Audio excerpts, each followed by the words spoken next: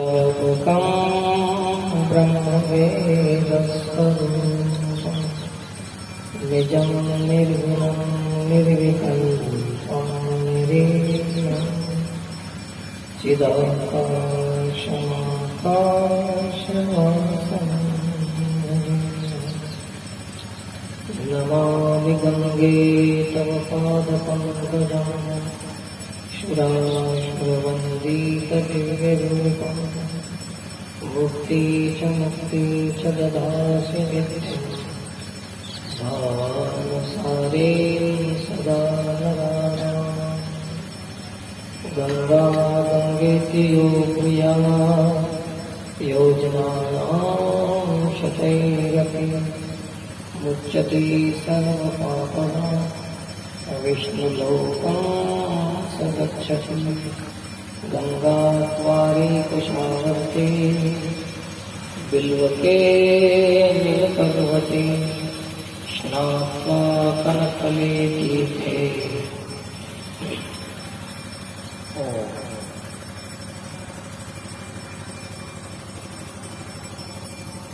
पवित्र स्थल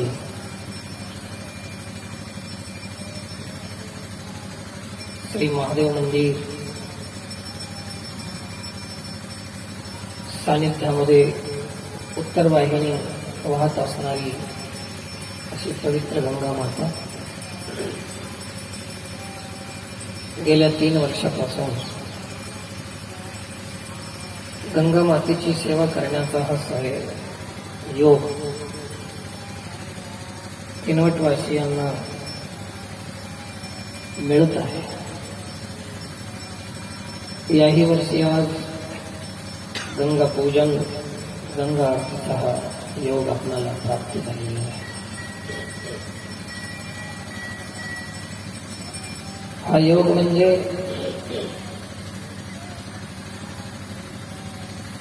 अद्भुत योग आहे. कोणी कल्पनाही केली नव्हती. गंगा मातेची सेवा करण्याचा संकल्प असा करण्यात येईल अशी कल्पनाही कोणी केली नव्हती. पण अचानक पूज्य गंगा मातेच्या प्रेरणेने शारदीय नवरात्री शुभारंभ घटस्थापना अशा या शुभ प्रसंगी श्री पूज्य गंगा मातेच्या पूजन आणि आरतीचा हा योग गेल्या 3 वर्षापासून आपल्याला मिळालेला आहे. आपण सगळे सौभाग्यवान आहोत. या आरतीमध्ये अनेक भक्तगण जोडलेले आहेत. अजून जोडत राहतील. जसं जसं गंगेचं महत्व कळत जाईल तसं लोक याच्यामध्ये जुळत जातील.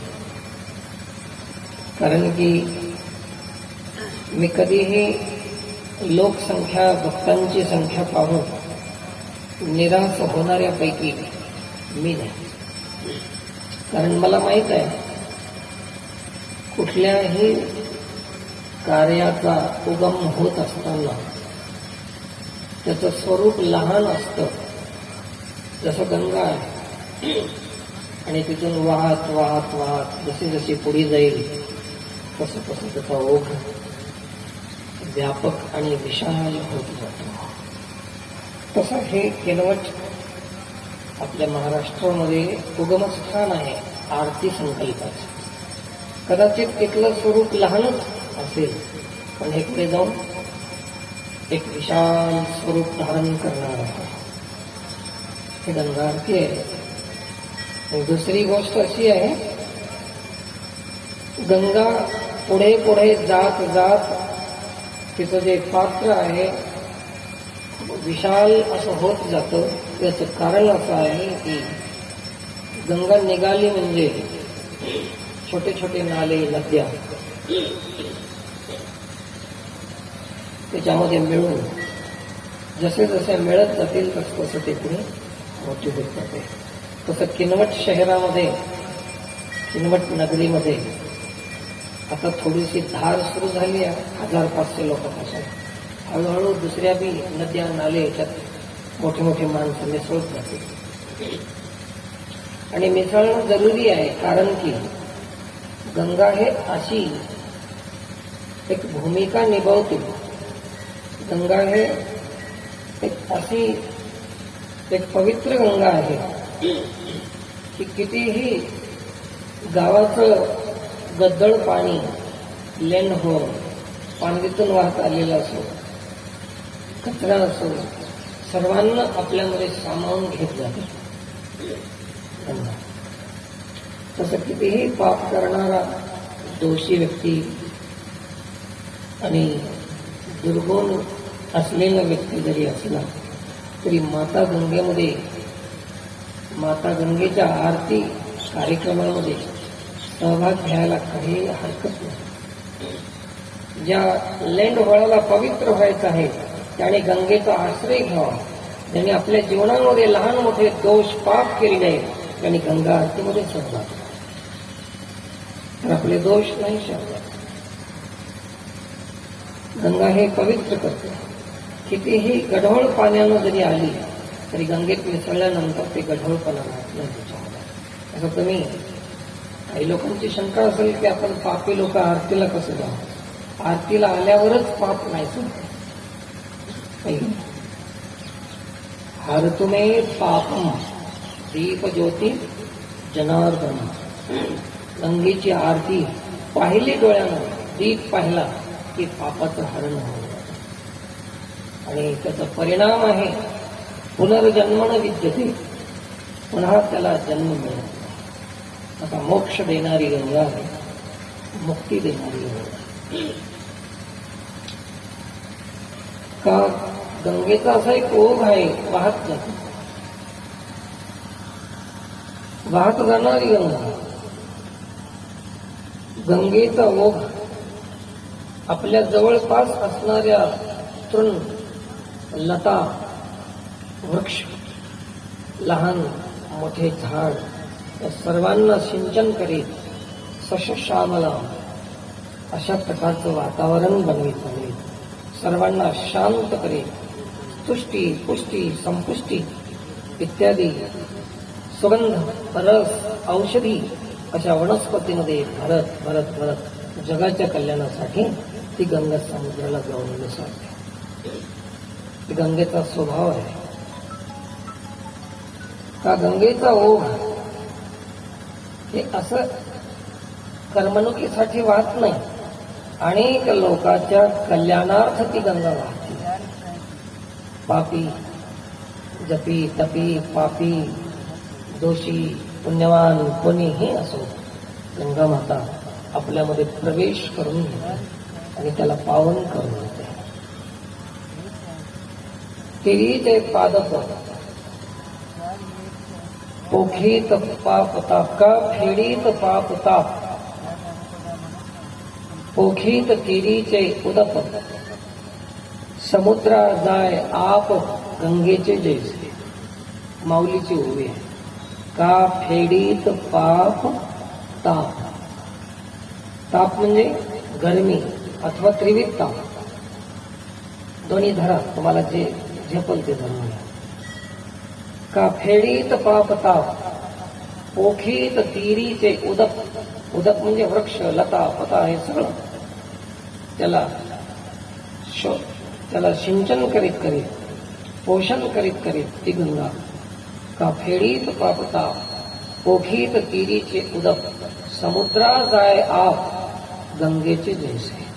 कुठं जाते बघा.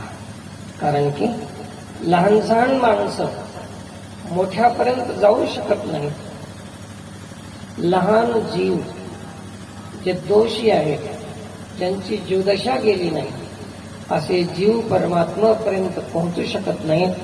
त्यांनी संतांची संगती करावं आणि ज्या छोटे छोटे नाले आहेत गंदगीनं भरलेले, समुद्राला पोहोचू शकत नाही, त्यांनी गंगेचा आश्रय करावा, गंगेची संगती करावी. सोपं आहे. बसा गंगेच्या गाडीमध्ये, थेट दर्शन समुद्राचं. समुद्रा जाय आप गंगेची झीज आहे, तर ही गंगेपर्यंत जाणार आहे.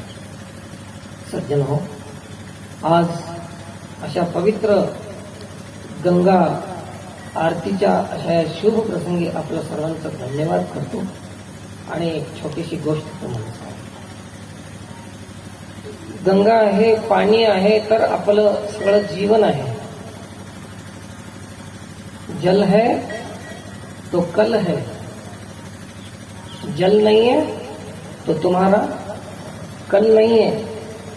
अगर जल है तो कल है, जल नहीं है तो फिर कल नहीं दे सकते हम. उद्यापर्यंत आम्ही वाचू शकतच नाही. कसा शब्द आहे, जल है तो तुम्हारा कल है, असं हे गंगा आहे. मग कोणाला वाटेल की हे असं का करतात गंगेची आरती. आज ते गंगेचं जे बनवलेलं मंच आहे, व्यासपीठ आहे, ज्याला काय म्हणतात ते म्हणा, स्थळ आहे, गेल्या वर्षी होतं का, यावर्षी तयार झालं. त्या किनवट नगरातील अनेक भक्तांच्या वतीनं, त्यांच्या सहयोगानं, योगदानातून एवढं सुंदर भव्य दिव्य आज आमचे आदरणीय पवार स्वामी त्या आरतीसाठी उभे आहेत. त्याचा थाटमाट बघा त्या आरतीचा. एक बार त्यांच्यासाठी धन्यवाद कर द्या. बघा त्या आरती कशी शिशोभीत ती जागा आहे. रोज रोज आता हे शिशोभीकरण वाढत जाणार आहे, कारण तुम्ही समस्त भक्तांचं हे भक्तीचा परिणाम आहे, योगदानाचा परिणाम. सज्जन हो, मातृशक्ती या सर्वांना माझं सांगणं आहे, माझी संकल्पना वैयक्तिक जरी असली तरी कार्य मात्र सार्वजनिक आहे, हे कोणी विसरू नका. आहे की नाही. संकल्पना वैयक्तिक असू शकते, परंतु एकटं काही करू शकत नाही. हे सुसंघटित झालेला समाज, अनेकाचे असे मन आहेत, उदार अंतकरण आहे, अशा सद्भक्तांच्या वतीनं हे कार्य चालत आहे. म्हणून पुनश्च एक बार तुम्हाला धन्यवाद देतो. श्रीमंत लोकांना माझी विनंती आहे, श्रीमंतांना माझी विनंती आहे,